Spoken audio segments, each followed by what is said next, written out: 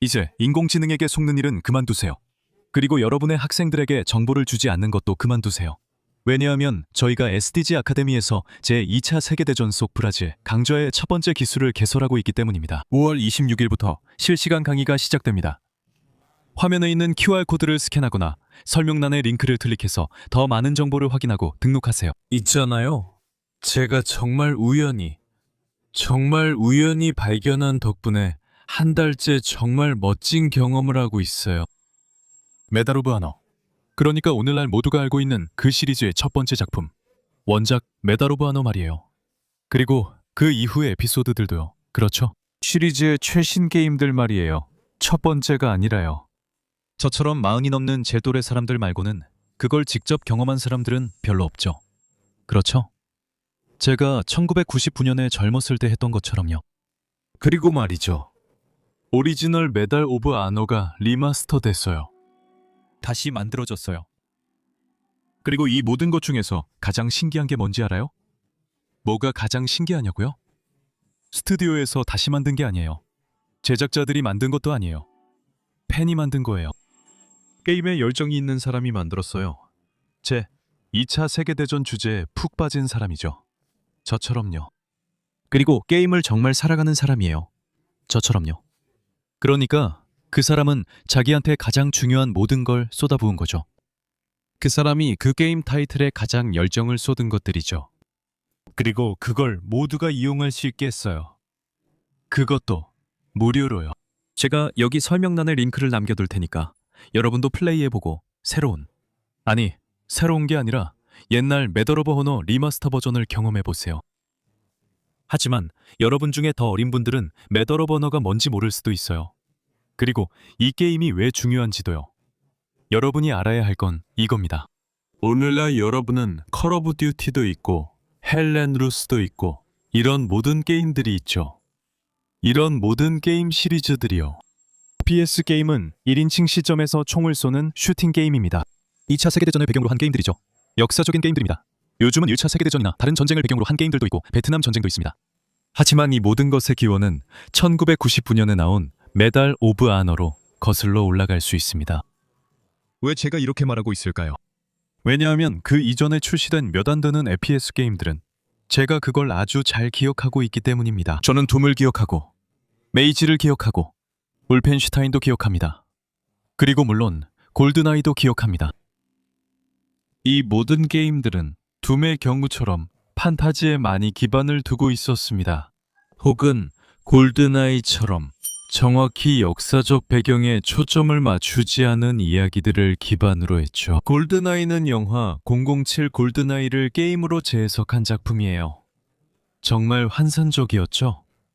정말 환상적이었습니다. 닌텐도 64가 최고의 전성기를 누리던 시절이었죠. 하지만 메달 오브 아너는 모든 방식을 가져왔죠. 그렇지 않나요? FPS, 즉 1인칭 슈팅 게임의 모든 경험을 2차 세계대전으로 옮겨왔죠. 그건 당시 많은 사람들이 상업적으로 성공할 거라고 믿지 않았던 일이었죠. 왜냐하면 관객들은 판타지를 더 좋아했거든요. 관객들은 레이저 무기나 화면에 나오는 괴물 같은 걸 더 원했죠. 예를 들어 둠처럼요. 그랬어요. 하지만 그 사람의 끈질긴 집념이 아니었다면 오늘날 우리가 이 슈퍼 클래식을 가질 수 없었을 거예요. 그리고 아마도 그렇죠. 그가 남긴 모든 유산도 없었을 겁니다. 그 사람이 누구냐고요? 스티븐 스필버그입니다. 그렇죠. 이미 수많은 명작 영화를 연출한 바로 그 사람이에요. 저도 이미 리뷰를 했었죠. 여기 워룸에서요. 그리고 스티븐 스필버그는 엄청난 재능의 영화 감독일 뿐만 아니라 2차 세계대전에 매우 열정적인 사람이에요. 스티븐 스필버그는 2차 세계대전에 큰 열정을 가진 사람입니다. 그는 이미 자신의 작은 영화들을 만들고 있었죠. 슈퍼 8 포맷으로 말이에요. 그는 집 뒷마당에서 친구나 사촌들과 작은 영화를 만들곤 했어요. 그것들은 이미 제 2차 세계대전을 소재로 한 작은 영화들이었어요. 제 2차 세계대전 뉴스 영화에서 영감을 받은 거였죠. 그리고 스티븐 스필버그가 처음에 영화 경력을 쌓아가는 모습을 보면 그는 다른 영화 감독들과도 우정을 쌓게 됩니다. 그 중에는 조지 루카스도 있습니다. 그 역시 스필버그와 동갑이고 영화에 푹 빠진 사람이었죠. 2차 세계대전에 완전히 열광하는 사람이었죠. 스필버그가 조지 루카스에게 조언을 해줍니다. 어떻게 시각적인 이미지를 구축할지에 대한 조언이죠. 스타워즈에 대해서요. 그렇죠. 스타워즈에 대해서요. 여러 가지를 넣으라고 하면서 그를 격려했죠. 아니야, 이 장면을 넣어봐. 이건 2차 세계대전의 공중전과 비슷하잖아. 스타워즈는 오늘날 보면 정말 2차 세계대전 같아요. 이건 스필버그의 협업 덕분이기도 하죠. 이건 조지 루카스에서 시작됐죠. 많은 이들이 스필버그 최고의 2차 세계대전 작품으로 라이언 일병 구하기나 쉰들러 리스트를 꼽겠지만 제 생각은 달라요. 저에겐 그 3부작이 최고예요. 인디아나 존스요. 그게 바로 스필버그의 2차 세계대전 클래식이에요. 어릴 때 저를 정말 매료시켰던 게 바로 그거였어요. 그게 전부였죠. 그런 액션 분위기였어요. 그런 모험 분위기였죠. 신나는 분위기였죠.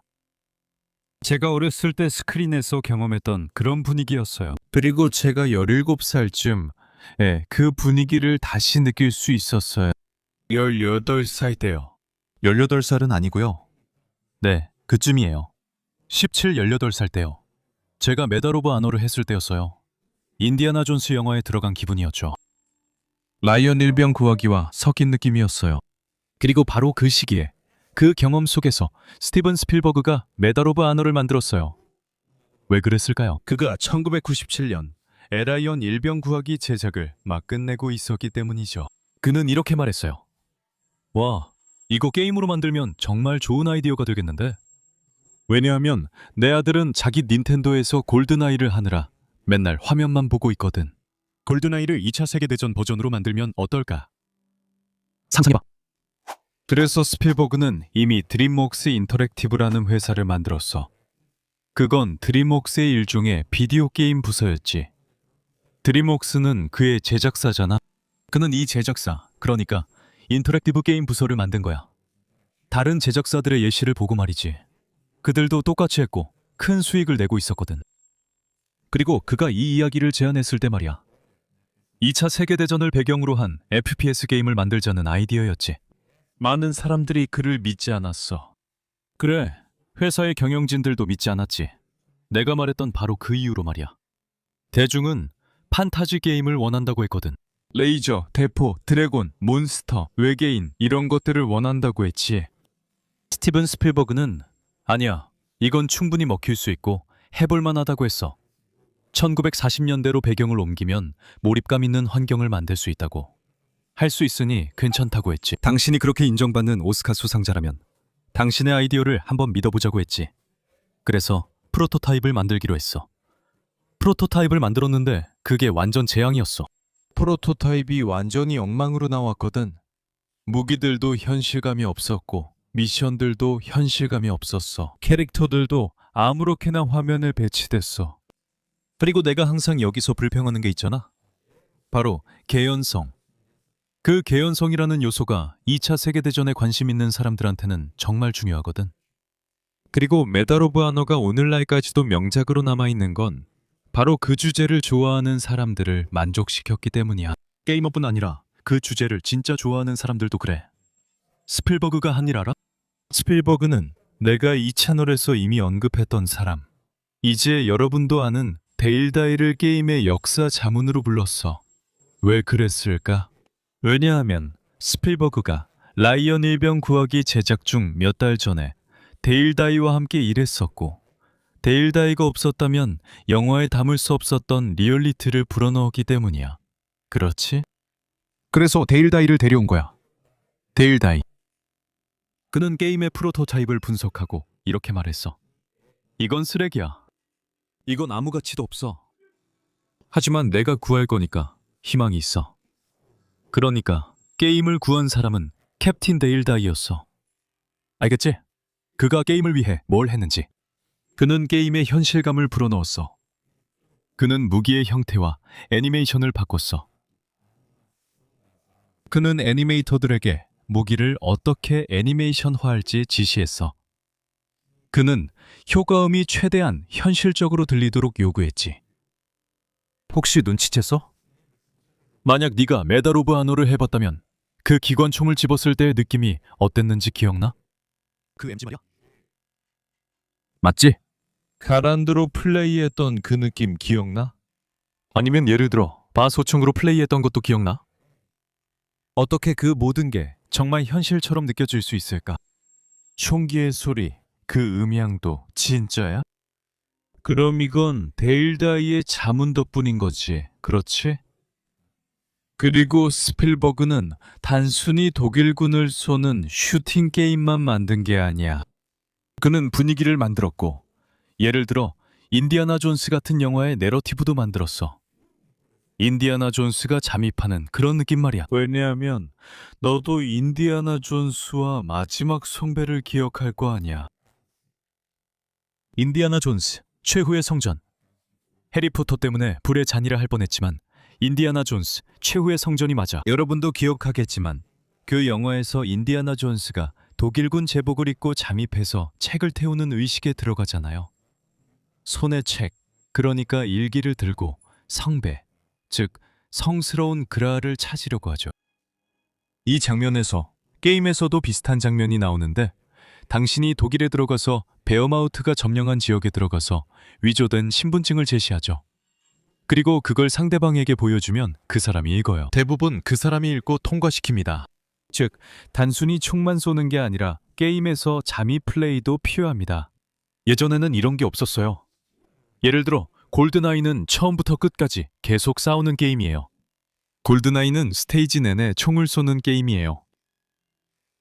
그리고 이제 우리는 완전한 역사적 몰입감을 느낄 수 있게 되죠. 그렇죠.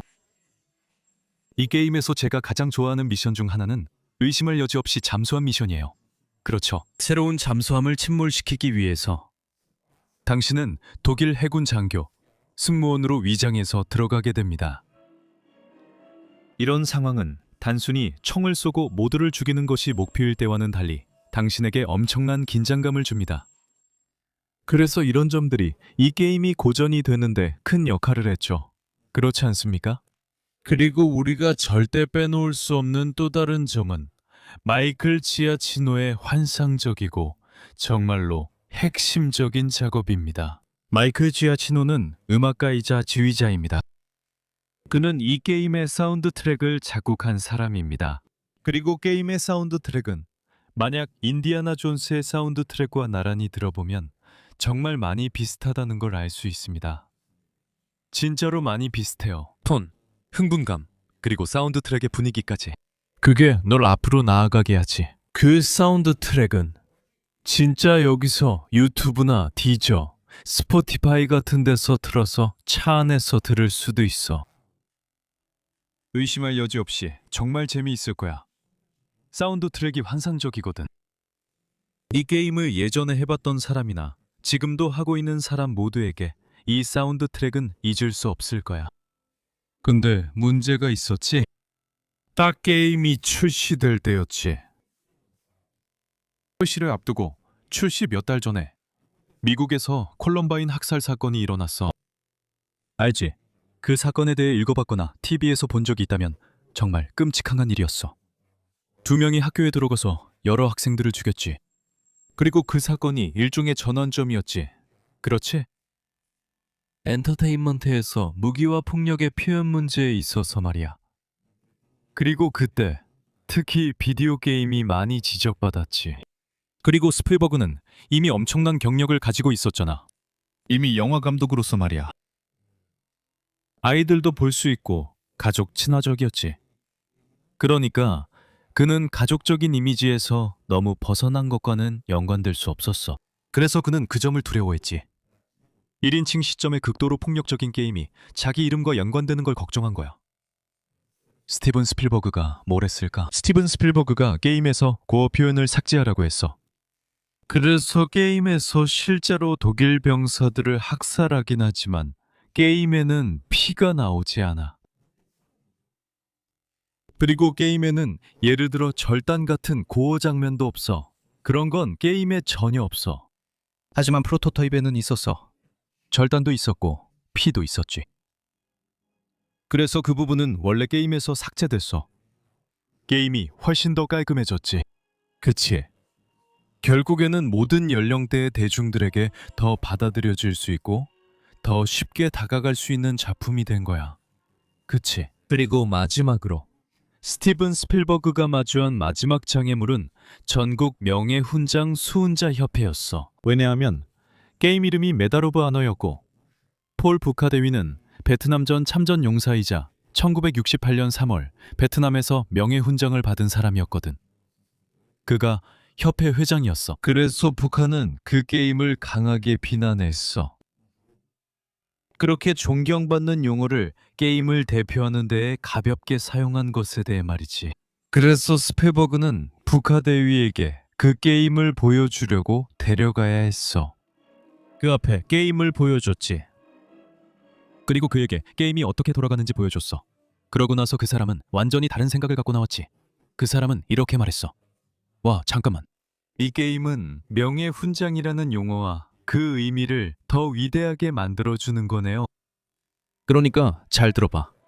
이 게임은 출시되기 전에 전미 명예훈장 수훈자 협회 회장이자 직접 명예훈장을 받은 분까지 감탄하게 만들었어.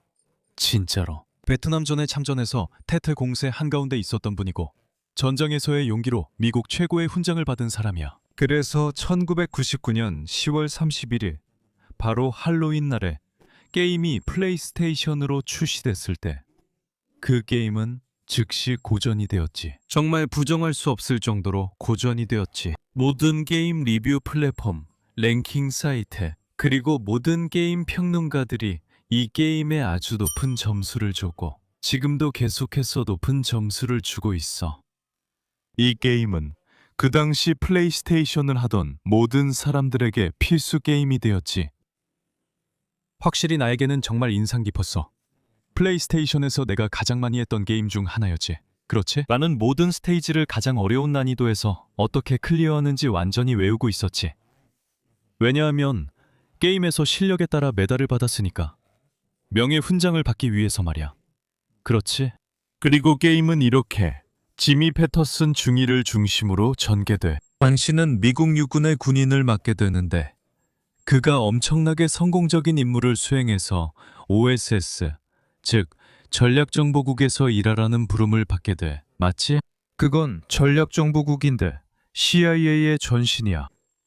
그래서 OSS에는 스탠리 하그로브라는 대령이 있는데 그 사람이 임무를 전달해주는 인물이야. 그리고 모든 스테이지가 정말 잘 만들어지고 분위기도 잘 잡혀있을 뿐만 아니라 진짜 특수기관 같은 분위기도 느낄 수 있어. 왜냐하면 음향 효과가 정말 좋아.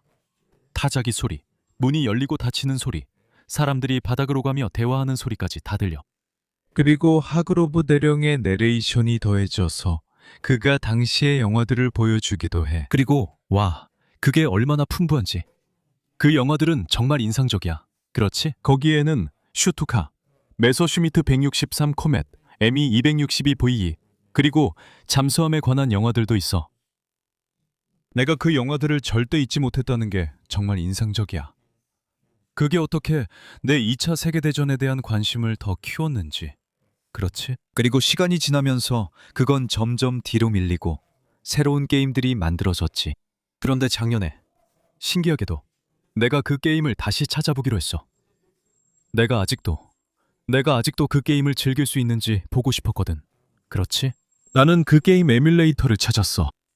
그리고 그 게임의 에뮬레이터는 예전과 똑같은 경험을 그대로 제공해줘. 근데 그때는 TV가 와이드 스크린이 아니었잖아. 16:9, 4:3 비율이었지. 그리고 게임도 4:3 비율이었어. 그리고 이게 당연히 경험을 제한하지. 16:9 화면이 아니니까 양쪽에 검은색 막대가 생기잖아. 게다가 부정할 수 없이 기술 발전에 게임이 뒤처졌잖아.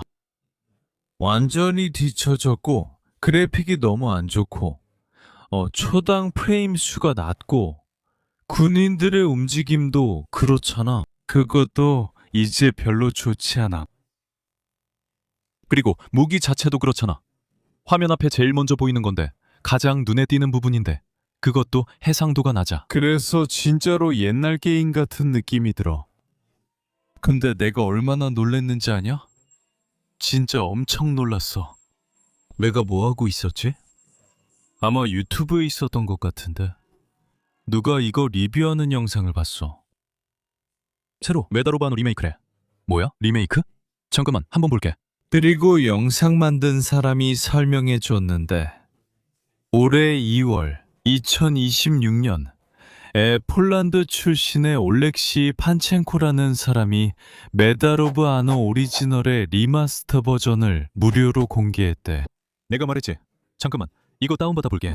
다운로드도 금방 찾았고 바로 받았어. 진짜 파일이 가볍더라. 내 생각엔 어떤 컴퓨터에서도 돌아갈 거야. 아니야, 걱정하지 마. 네 컴퓨터에서도 잘 돌아갈 거야. 파일이 가볍고 설치도 쉬워. 클릭했어. 실행하면 바로 그 시절 플레이스테이션 게임 같은 느낌으로 떠. 하지만 처음부터 한 가지 이점이 있어. 아주 뚜렷한 이점이지. 로딩 시간이 없어. 없어. 바로 실행돼. 게임이 너무 가벼워서 로딩이 즉각적이야. 나처럼 플레이스테이션 1을 가졌던 사람이라면 그때 로딩바가 있었던 거 기억나지? 몇 초?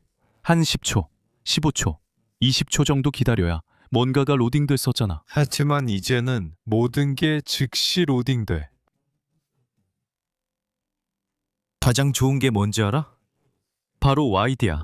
그 사람이 메달 오브 아너를 와이드 스크린 16대 9 포맷으로 리마스터했어. 와, 그걸 봤을 때 정말 기분이 좋았어. 그걸 봤을 때 바로 얼굴에 미소가 지어졌어. 이렇게. 그리고 내가 무기를 이쪽 저쪽으로 움직였을 때 FPS가 정말 높았어. 네가 자유롭게 움직이고 모든 동작이 정말 부드러웠어. 그리고 무기들은 화면 앞에 보이는 무기들 말이야. 무기들은 전부 다시 만들어졌어. 이제 훨씬 더 디테일이 좋아졌지. 조명, 달빛, 그리고 실내 불빛들까지. 예를 들어 독일군 시설을 지나갈 때 벽에 초록색이나 빨간색 조명 패널이 있잖아. 그런 게 많아. 그 빛이 무기에 반사되는 것도 볼 수 있어. 그리고 모든 게 캐릭터들의 움직임도 훨씬 더 부드럽고 좋아졌어. 그리고 이제 내가 생각하기에 정말 멋진 추가 요소가 뭔지 알고 싶어? 개선이 아니라 게임에 추가된 새로운 기능 말이야. 내가 아까 스필버그가 1999년에 고어 요소를 게임에서 뺐다고 말한 거 기억나지? 근데 그 판첸코라는 사람이 고어 요소를 다시 넣었어. 그래서 이제 적군을 쏘면 피가 튀는 효과가 생겼지. 알겠지? 그래서 고어 요소가 다시 들어왔고, 아니 고어 요소가 생겨서 게임 경험이 훨씬 좋아졌어. 훨씬 더 현실적으로 느껴지게 됐지. 그리고 나는 게임 전체를 다 플레이했어. 예를 들어 노르웨이 미션, 그 중수공장을 파괴해야 하는 그 스테이지 말이야. 그 눈의 하얀색이 화면에서 정말 아름답게 보였어. 그리고 마지막 스테이지, 친구, 노르타우젠, 그 V1, V2 공장 미션 말이야. 정말 재밌었어, 친구. 그 스테이지는 네가 즐기라고 만든 거였어. 게임을 설계한 사람도 그걸 알았던 것 같아. 진짜 최악의 스테이지는 마지막에서 두 번째인 예술품이 있는 광산 스테이지야. 마지막은 그냥 즐기라고 있는 거지. 넌 막 총을 쏘면서 들어가고 죽여야 할 병사들도 엄청 많지만 목표를 달성하는 건 정말 쉽게 할 수 있어. 널 멈추게 하거나 다시 시작하게 하진 않아. 그냥 계속 가면 돼. 정말 플레이하는 맛이 있어. 알겠지? 나는 리마스터된 오리지널 메달 오브 아너를 다시 하면서 환상적인 경험을 했어. 그리고 알렉스 판첸코가 이 영상을 볼지 모르겠지만 다른 리뷰들도 있지만 정말로 네가 해낸 환상적인 작업에 박수를 보낸다. 그리고 나뿐만 아니라 내가 그 플랫폼에서 본 모든 사람들도, 링크는 여기 설명에 있으니까 다운받을 수 있어. 다들 이렇게 말하더라. 야, 언더그라운드도 만들어줘, 친구. 언더그라운드를 만들어줘. 언더그라운드는 메달 오브 아너 2편이야. 내가 알기로 2000년이나 2001년에 나왔어. 바로 그 다음에 2편이 출시됐는데 주인공은 마농 바티스트야. 프랑스 레지스탕스 요원으로 팁을 주는 인물이자 패터슨과 OSS 사이의 중개자 역할을 하지. 그녀가 두 번째 작품 주인공인데 그 작품 정말 명작이야. 그래서 나는 메달 오브 아너 언더그라운드 리마스터를 기다리고 있어. 내가 해줄 말은 이거야. 게임이 정말 존중을 담아 만들어졌어. 물론 4K는 아니지만 그랬다면 오히려 경험을 해칠 수도 있었겠지. 하지만 지금 시대에 완전히 잘 맞게 나왔어. 그래서 너에게도 내가 느꼈던 그 향수, 몰입감 있는 추억의 경험을 분명히 선사해 줄 거야. 이제 네가 말해봐. 너는 메달 오브 아너를 해본 적 있어? 원래 알고 있었어? 나처럼 이 게임의 향수를 느끼는 사람이야? 리마스터 버전도 알고 있었어? 여기 댓글로 우리에게 알려줘. 그리고 내가 이 리마스터 버전의 게임 플레이를 채널에 올리길 원한다면 그것도 꼭 말해줘. 5월 26일에 우리가 브라질의 제2차 세계대전 참전에 관한 강의를 시작한다는 걸 잊지 마. 이 주제에 대해 포르투갈어로 진행되는 가장 완벽하고 결정적인 강의야. 이 모든 것을 처음부터 끝까지 배우고 나와 함께 실시간으로 모든 궁금증을 해결할 수 있는 워룸의 특별한 그룹의 일원이 되어봐. 여기 화면에 있는 QR코드를 스캔하거나 설명란에 링크를 클릭해서 더 알아보고 등록해.